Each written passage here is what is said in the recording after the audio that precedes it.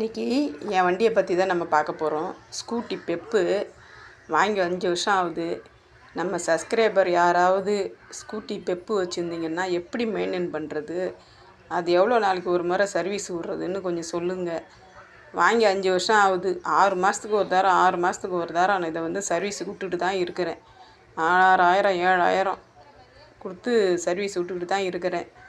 6 மாதத்துக்கு மேலே அப்புறம் டப்புன்னு நின்று போகுது, ஓடிக்கிட்டே இருக்குது, நின்று போகுது. இந்த மாதிரி பிரச்சனை இந்த வண்டியில் இருக்குது. உங்கள்கிட்ட யார்ட்டாவது இருந்தால் சொல்லுங்கள். தெரு பிள்ளைங்களுக்கு சாப்பாடு போட முடியல.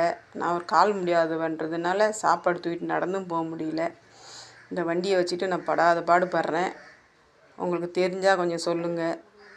தெருவில் இருக்க பிள்ளைங்களுக்கு சாப்பாடு வைக்க முடியல, ரேஷனுக்கு போய் அரிசி வாங்க முடியல.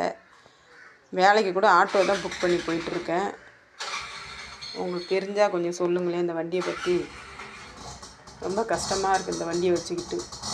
6 மாதத்துக்கு ஒரு தரம் 6000 7000 என்ன பண்ணுறது? தயவுசெய்து தெரிஞ்சவங்க சொல்லுங்கள் இந்த வண்டியை பற்றி, அது எப்படி மெயின்டைன் பண்ணுறதுன்னு.